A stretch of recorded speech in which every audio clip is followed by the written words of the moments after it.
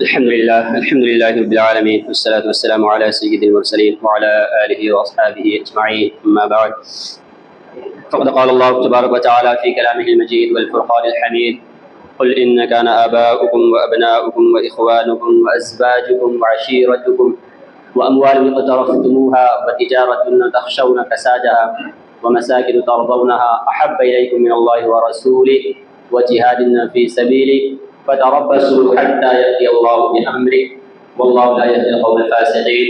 وقال النبي صلى الله عليه وسلم: لا يؤمن أحدكم حتى أكون أحب إليه من والده وولده والناس أجمعين، أو كما قال عليه الصلاة والسلام. صدق الله العظيم وصدق رسوله النبي الكريم، ونحن على ذلك لمن الشاهدين والشاكرين، والحمد لله رب العالمين.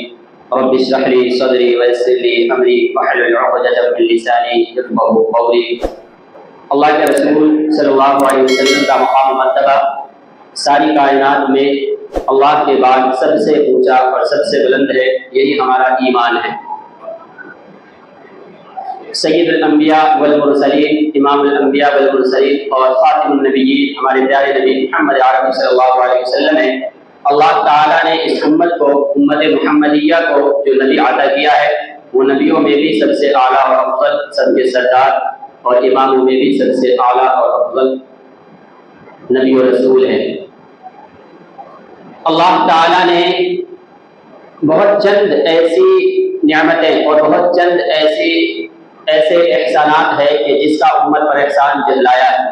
ان میں سے ایک رسول اللہ صلی اللہ علیہ وسلم کا ہمیں دینا، یعنی اللہ تعالیٰ نے اپنے پیارے حبیب محمد عربی صلی اللہ علیہ وسلم کو ہمارے درمیان جو رسول بنا کر بھیجا، تو اللہ تعالیٰ نے اس پر احسان جتلایا ہے کہ ہم نے تمہیں اپنا نبی اور رسول دے دیا ہے. پیارے رسول صلی اللہ علیہ وسلم اللہ کے بھی محبوب ہے.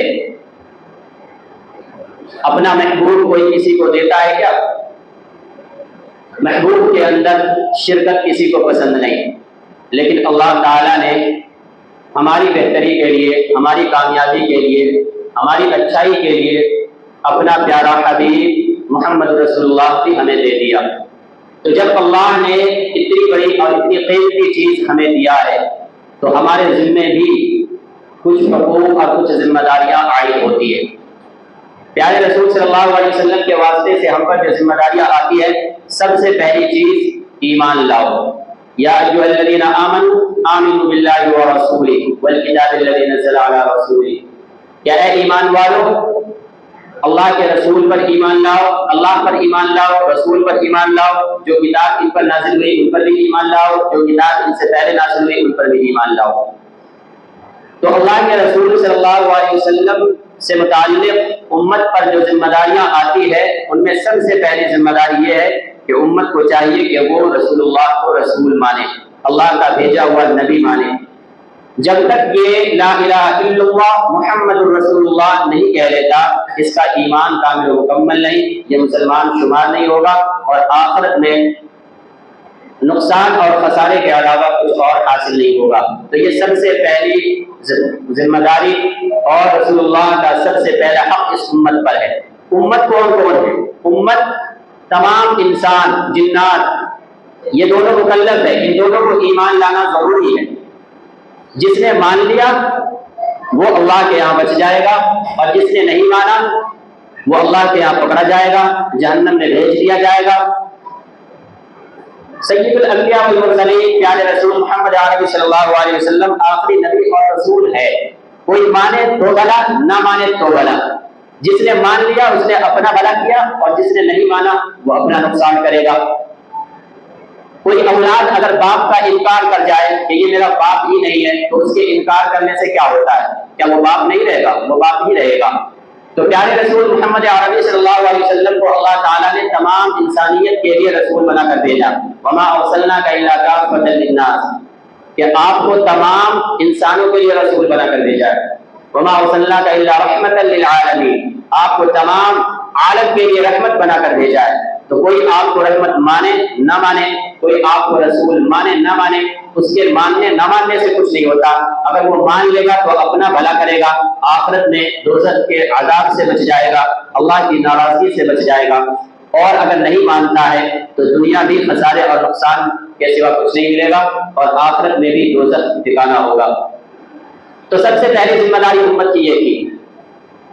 دوسری ذمہ داری، صرف ایمان لانے سے بات نہیں بنے گی، اللہ کے رسول صلی اللہ علیہ وسلم کا مقام و مرتبہ بھی پہچانو، آپ کا ادب و احترام بھی کرو۔ قرآن کریم میں جگہ جگہ اللہ تعالیٰ نے پیارے رسول صلی اللہ علیہ وسلم کے آداب کا تذکرہ کیا ہے۔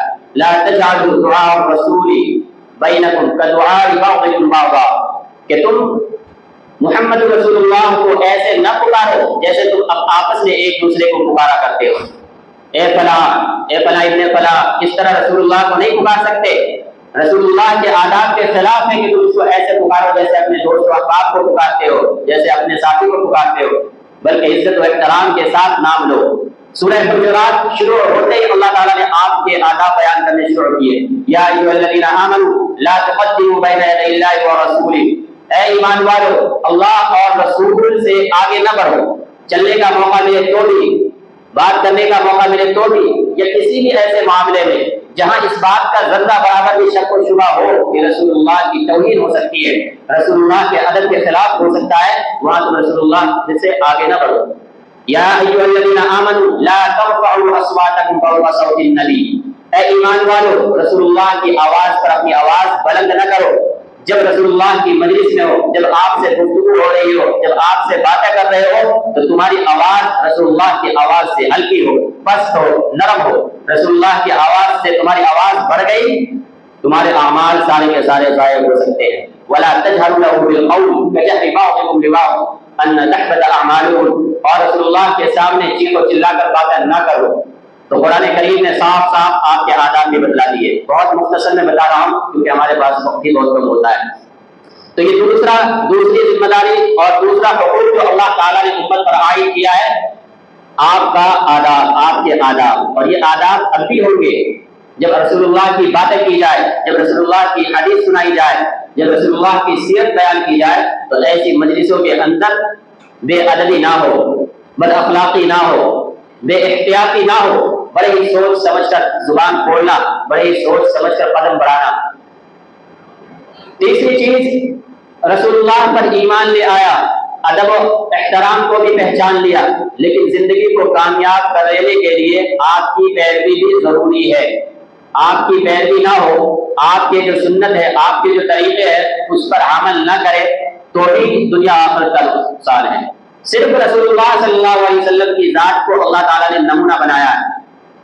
لقد كان لكم في رسول الله اسوة حسنہ، کہ رسول اللہ کے اندر تمہارے لیے نمونہ ہے، وہ طریقہ ہے کہ تمہیں زندگی کیسے گزارنا ہے، اللہ کو راضی کیسے کرنا ہے۔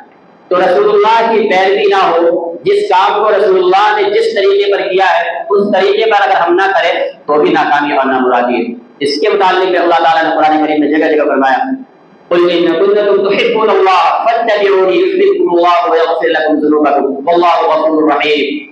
اگر تم کہتے ہو کہ ہم اللہ سے محبت کرنے والے ہیں، فاتبعونی، تو میری اتباع کرو۔ اللہ تعالیٰ رسول اللہ کی زبانی لوگوں سے کہلوا رہے ہیں، آپ کہہ دیجئے ان لوگوں سے کہ جو کہتے ہیں کہ ہمیں اللہ سے محبت ہے، اگر تم اپنے اللہ سے محبت کے دعوے میں سچے ہو میری اتباع کرو، میں تمہیں بتاؤں گا رسول اللہ تعالیٰ تم سے کیا چاہتے ہیں اور تم کیسے اللہ کو راضی کرو گے۔ تو رسول اللہ کی اتباع بھی ضروری ہے ہر عمل کے اندر۔ یا ایھا الذین آمنوا اطیعوا اللہ واطیعوا الرسول، اے ایمان والو اللہ اور رسول اللہ کی اطاعت کرو۔ اطاعت میں ہی سب کچھ ہے۔ اللہ کے رسول صلی اللہ علیہ وسلم کی حدیث میں کل امتی یدخلون الجنہ الا من ابا، کہ میری تمام کی تمام امت جنت میں داخل ہوگی سوائے اس کے کہ جس نے انکار کر دیا۔ صحابہ کرام نے پوچھا اللہ کے رسول صلی اللہ علیہ وسلم اس انکار سے کیا مطلب ہے، کس نے انکار کر دیا؟ اللہ کے رسول نے کہا من اطاعنی دخل الجنہ، جس نے میری اطاعت کی وہ جنت میں داخل ہوگا، ومن عصانی فقد ابا، اور جس نے میری نافرمانی کی تو اس نے انکار کر دیا، اور جب نافرمانی کر کے انکار کر دیا اب وہ جنت میں جانے کا حقدار نہیں رہا۔ تو اللہ کے رسول صلی اللہ علیہ وسلم کی اطاعت و فرمانبرداری، آپ کی پیروی کرنا بھی ضروری ہے۔ اگر پیروی نہیں کرتے تو بھی ہم جنت کے مستحق نہیں ہو سکتے، اللہ کو راضی نہیں کر سکتے۔ تین حقوق بتا چکا میں، ہمیں اپنا جائزہ لینا ضروری ہے کہ ہم کون کون سے حقوق ادا کر رہے ہیں اور کس میں ہم ناکام نامراد ہیں۔ چوتھا ہم ایک اور دیکھیے، اللہ تعالیٰ قرآن کریم میں فرماتے ہیں ان اللہ وملائکتہ یصلون علی النبی या अय्युहल्लज़ीन आमनू सल्लु अलैहि वसल्लिमु तस्लीमा। अल्लाह ताला और अल्लाह के फरिश्ते आप पर दरूद सलाम भेजते हैं, आप पर दरूद सलाम पढ़ते हैं। ऐ ईमान वालों, तुम भी प्यारे रसूल मोहम्मद अरबी सल्लल्लाहु अलैहि वसल्लम पर दरूद सलाम भेजा करो। ये भी उम्मत के जिम्मे वाजिब है कि वो प्यारे रसूल मोहम्मद अरबी सल्लल्लाहु अलैहि वसल्लम पर कसरत के साथ दरूद पढ़ा करें। जब भी आपका नाम लिया जाए आप पर दरूद भेजें सल्लल्लाहु अलैहि वसल्लम। जो किताबों के अंदर, जो अहादीस के अंदर दरूद आए हैं, जो खुद अल्लाह के रसूल से मनक़ूल है, अल्लाह के रसूल ने मुख्तलिफ अल्फाज में बताया कि किस किस तरह तुम मुझ पर दरूद भेज सकते हो, उन तमाम दरूदों को भी शामिल कर सकते हैं। उनमें से एक दरूद दरूद इब्राहिमी जो हम नमाज में पढ़ते हैं, अल्लाहुम्मा सल्लि अला मुहम्मद व अला आलि मुहम्मद कमा सल्लैता अला इब्राहीम व अला आलि इब्राहीम इन्नका हमीदुम मजीद। अल्लाहुम्मा बारिक अला मुहम्मद व अला आलि मुहम्मद कमा बारकता अला इब्राहीम व अला आलि इब्राहीम इन्नका हमीदुम मजीद। तो कसरत के साथ आप पर दरूद पढ़ना भी जरूरी है। ये 4 हकूक आपको बता दिए। 5वां एक और यही सबसे अहम है, इसी को असल मौजूद बहस बनाना था, अल्लाह के रसूल सल्लल्लाहु अलैहि वसल्लम से मोहब्बत करना। मोहब्बत भी जरूरी है। खुतबे के अंदर एक आयत पढ़ के सुनाया आप लोगों को, कुल इन काना आबाउकुम व अबनाउकुम व इख्वानुकुम व अज़वाजुकुम व अशीरतुकुम व अमवालुन इक़्तरफ़्तुमूहा व तिजारतुन तख़शौना कसादहा व मसाकिन तर्ज़ौनहा अहब्बा इलैकुम मिनल्लाहि व रसूलिही व जिहादिन फ़ी सबीलिही फ़तरब्बसू हत्ता यअतिय अल्लाहु बिअम्रिही। आप कह दीजिए, यहाँ भी अल्लाह ताला रसूलुल्लाह की जुबानी के हवाले, आप कह दीजिए अगर तुम्हारी औलाद, अगर तुम्हारे बच्चे, अगर तुम्हारे भाई, अगर तुम्हारी बीवियां, अगर तुम्हारे खानदान वाले तुम्हें ज्यादा अजीज है, वो माल दौलत जो तुमने कमाया है वो ज्यादा महबूब है, वो तिजारत के जिसको तुमने परवान चढ़ाया है उसके अंदर नुकसान होने का खतरा है, अल्लाह और अल्लाह के रसूल की मोहब्बत के मुकाबले में, व जिहाद फी सबीली, अल्लाह के रास्ते में जिहाद करने के मुकाबले में अगर तुम इन चीजों से ज्यादा मोहब्बत करते हो तो फिर इंतजार करो अल्लाह के हुक्म आ जाने का। अल्लाह का हुक्म किस चीज का आएगा? अजाब का। अगर तुम अल्लाह और रसूलुल्लाह की मोहब्बत पर, अल्लाह के रास्ते में जिहाद करने पर अपने माल औलाद को तरजीह देते हो, अपने कारोबार को तरजीह देते हो, तो फिर तुम अल्लाह ताला की तरफ से अजाब का इंतजार करो। वल्लाहु ला यहदिल कौमल फासिकीन, अल्लाह ताला फासिक लोगों को हिदायत नहीं दिया करता। पता चला ऊपर जो अल्लाह ने मुकाबला किया है, बेटे और बेटियां या रिश्तेदार, मालो दौलत, इनसे मोहब्बत करना और इनकी मोहब्बत को अल्लाह रसूल की मोहब्बत पर फौकियत देना, ये गुनाह है, ये फिस्क व फुजूर है। इसलिए अल्लाह ताला कह रहे हैं कि फासिक व फाजिर को अल्लाह ताला हिदायत नहीं दिया करते। अल्लाह के रसूल सल्लल्लाहु अलैहि वसल्लम की हदीस में है, वो भी हदीस खुतबे के अंदर आपको पढ़कर सुना दिया ताकि इस पर भी थोड़ी बात हो जाए।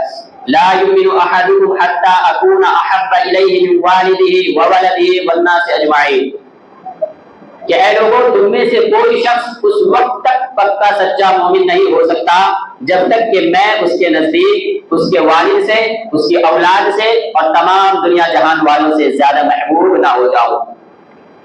हजरत उमर फारूक रज़ियल्लाहु अन्हु एक मर्तबा आपके पास आए अपनी मोहब्बत का इजहार करने के लिए कि अल्लाह के रसूल सल्लल्लाहु अलैहि वसल्लम, मैं आपसे तमाम दुनिया जहान वालों से, अपने बीवी बच्चों से, अपनी औलाद से ज्यादा मोहब्बत करता हूँ सिवाय अपनी जात के। इल्ला बिनफ्सी, उन्होंने कह दिया कि अपनी जात के बाद आप हैं और आपके बाद ही दुनिया पर कोई चीज है। सबसे ज्यादा जिसे मैं चाहता हूँ मेरी जात, और उसके बाद आप, उसके बाद दुनिया जहान। हजरत उमर फारूक रज़ियल्लाहु अन्हु ने सोचा होगा, जो क्या कहते जान है तो जहान है, जब हम हैं तभी तो मोहब्बत कर रहे हैं, हम ही नहीं होंगे तो मोहब्बत कहाँ? अल्लाह के रसूल ने कहा नहीं, अभी तुम्हारा ईमान कामिल मुकम्मल नहीं है उमर, जब तक कि मैं तुम्हारे जान से भी ज्यादा महबूब तुम्हारे नजदीक ना हो जाऊं, तुम्हारा ईमान मुकम्मल नहीं है। रसूलुल्लाह से मोहब्बत करना हमारे ईमान की शर्त है। जब तक ये शर्त पूरी नहीं होगी कोई आदमी उस वक्त तक मोमिन नहीं हो सकता। वो जो दूसरी कौमें थी जो अपनी जानों को फौकियत दिया करती थी अपनी नबियों की जानों पर, हजरत मूसा अलैहिस्सलाम ने अपनी कौम को अल्लाह का पैगाम सुनाया कि मेरी कौम, अल्लाह ताला ने हुक्म दिया है कि तुम कौम अमालिका से जिहाद करो। उन्होंने कहा इज़हब अंत व रब्बुका फक़ातिला इन्ना हाउना क़ाइदून, आप जाएं, आपका अल्लाह जाए लड़ने के लिए, हम आपके साथ शरीक नहीं, हम तो यही बैठे रहेंगे। मुसलमानों का मामला ये नहीं है, बिल्कुल ये नहीं है, कभी ये सोचना ही नहीं। हजरत ईसा अलैहिस्सलाम को यहूदियों ने सूली पर चढ़ाया उनकी किताबों के मुताबिक, उनके दीन के मुताबिक, और तमाम के तमाम ईसाई जो हजरत ईसा अलैहिस्सलाम पर ईमान रखने वाले थे वो देखते रह गए, कुछ नहीं कर पाए। हमारा कुरान कहता है कि उन्होंने सूली नहीं चढ़ाई, لیکن ان کی کتاب کے مطابق انہوں نے سورج چڑھا دی، سب دیکھتے رہے، اور دنیا والے سمجھ رہے مسلمان بھی ایسے، مسلمان ایسے نہیں ہیں، ان کو صرف اللہ کے رسول نے سکھایا پڑھایا نہیں بلکہ انہوں نے ثبوت پیش کیا ہے، ثبوت۔ حضرت سعد بن ربیع انصاری رضی اللہ عنہ کا واقعہ ہے کہ غزوہ احد کے موقع پر ان کو بہت سارے زخم لگے ہوئے، زمین پر تڑپ رہے، پریشان ہے۔ اللہ کے رسول نے چند حضرات کو بھیجا تحقیق حال کے لیے، دیکھ کر آؤ کون کس حالت میں۔ وہ دیکھنے آئے، سعد بن ربیع رضی اللہ عنہ کو دیکھا کہ وہ کس طرح مختلف زخم ہیں، 10-12 تیروں کے نشانات ہیں۔ حال پوچھا تو انہوں نے بتایا کہ اللہ کے رسول صلی اللہ علیہ وسلم سے میرا سلام کہنا، اور جو میری حالت دریافت کرنے آئے ہو وہ حالات بھی بتا دینا، اور میری طرف سے میری قوم کو یہ پیغام دے دینا کہ اے انصار، اے میری قوم، اللہ کے رسول صلی اللہ علیہ وسلم شہید ہو جائے اور تم میں سے کوئی ایک آدمی بھی زندہ ہو، اللہ کے یہاں یہ عذر قبول نہیں ہوگا جب تک تم ایک ایک کر کے ختم نہ ہو جاؤ، شہید نہ ہو جاؤ۔ رسول اللہ کے اوپر ایک چنگاری بھی آ گئی، اللہ کے سامنے یہ عذر تمہارا قبول نہیں ہے۔ وہ اس حالت میں کہہ رہے ہیں جب بالکل موت اور حیات کے درمیان ہے، نہ جانے زندگی بچے گی یا ختم ہو جائے گی۔ اس سے بھی آگے میں آپ کو سناؤں، جنگ بدر کے اندر قریش کے بڑے بڑے سردار، بڑے بڑے رؤسا جو تھے وہ قتل کر دیے گئے، مار دیے گئے۔ قریش کے اندر یہ آگ لگی ہوئی تھی، پریشان تھے کہ ہم کس طرح بدلا لیں۔ انہوں نے چال بازی کر کے اللہ کے رسول کے چند صحابہ کرام کو پکڑ لیا، ان میں حضرت زید بن جسرہ رضی اللہ عنہ کا نام آتا ہے، اور بھیڑ پوری لگی کہ ان کو ان کے بدلے قتل کیا جائے گا، بھیڑ لگی ہوئی ہے۔ اس بھیڑ میں سے کسی نے پوچھ لیا کہ اے زید، کیا تمہیں یہ بات پسند ہے کہ تم اپنے بیوی بچوں کے ساتھ جاؤ، اپنے اہل و عیال میں جاؤ، گھر بار میں رہو، اور تمہاری جگہ تمہارے رسول کو لا کر کھڑا کر دیا جائے، ان کو شہید کر دیا جائے؟ بغیر سوچے سمجھے انہوں نے جواب دیا۔ سوچنے کی ضرورت ہی کیا ہے، اور سوچنے کا موقع کہاں ہے؟ جو سوچ میں پڑ جائے اس کے ایمان کی کمی ہے یہ۔ قسم خدا کی میں کبھی یہ پسند نہیں کروں گا کہ اللہ کے رسول کو ایک کانٹا بھی چبھے اور یہ زید اپنے گھر میں بیٹھا ہو، ایسا ہو ہی نہیں سکتا۔ ابو سفیان جو اس وقت تک ایمان نہیں لائے تھے، وہ بھی قسم کھا کر کہتے ہیں، وہ پوری کافی دنیا گھوم کر آئے ہوئے تھے قافلوں کے اندر سے، کہ میں قسم کھا کر کہتا ہوں محمد رسول اللہ کے ساتھی اور ان کے رفقا جس طرح اپنے پیارے رسول سے محبت کرتے ہیں، میں نے دنیا میں کوئی ایسا محبوب، کوئی ایسا حبیب نہیں دیکھا جو اپنے محبت کرنے والوں کا محبت کا حق ادا کرتا ہو۔ تو یہ صحابہ کرام نے کر کے دکھایا۔ غزوہ احد کے اندر ہی ایک کتاب نہیں، مختلف کتابوں میں یہ واقعات لکھا ہے۔ قبیلہ بنو دینار کی ایک عورت وہ جنگ کے بعد آئی، ان کو خبر ملی کہ جنگ کے اندر تمہارا شوہر شہید ہو گیا ہے، جو انا للہ پڑھنا تھا اور جو فطری غم آنا تھا وہ آیا ختم۔ پھر خبر ملی کہ تمہارے والد صاحب بھی شہید ہو گئے، تمہارے بیٹے بھی شہید ہو گئے، تمہارا بھائی بھی شہید ہو گیا باری باری، کہ مجھے رسول اللہ کا حال بتاؤ وہ کیسے ہیں؟ کہ یہ رہے تمہارے رسول، تمہارے پیارے حبیب محمد عربی صلی اللہ علیہ وسلم۔ جب اس عورت نے، اس صحابیہ نے اللہ کے رسول کو دیکھا کہ اللہ کے رسول صلی اللہ علیہ وسلم جب آپ خیر و عافیت کے ساتھ ہے تو یہ باپ، یہ بیٹے، یہ شوہر، یہ بھائی کوئی بھی چیز نہیں، آپ کا ہونا یہی سب سے بڑی چیز ہے۔ تو یہ مسلمانوں نے پہلے بھی ثبوت دیا ہے، آج بھی اگرچہ مسلمان اپنے عمل میں تھوڑے کمزور ہے، تھوڑے سست ہے، نمازوں میں کوتاہی ہو جاتی ہے، تھوڑی حرام خوری بھی ہو جاتی ہے، لیکن ایمان و عقائد کا معاملہ ایسا ہے جو دل میں گھر کر کے اس طرح رہتا ہے کہ دل ٹکڑے ٹکڑے تو ہو سکتا ہے لیکن ایمان و عقائد کو نکالا نہیں جا سکتا۔ بڑا سے بڑا بددین ایمان والا بھی کیوں نہ ہو، اس کے ماں باپ کو کوئی گالی دے وہ سن لے گا، اس کے ماں باپ کی کوئی توہین کرے، اس کو کوئی مارے پیٹے قید کر دے وہ برداشت کر لے گا، لیکن بات جب رسول اللہ کی شان میں گستاخی کی آئے گی، بات جب رسول اللہ کی شان میں ثناخوانی کرنے والے اور تعریف میں قصیدے کہنے والے کو روکنے ٹھوکنے کی بات آئے گی تو وہ چاہے بددین کتنا ہی کیوں نہ ہو، وہ بھی آج کا مسلمان بھی اپنی غیرت اتنی رکھتا ہے، وہ بلا سوچے سمجھے کود پڑے گا میدان کے اندر، اور وہ ثبوت پیش کرے گا، وہ دلیل دے گا جو حضرت حسین نے کربلا کے اندر کر کے دکھایا۔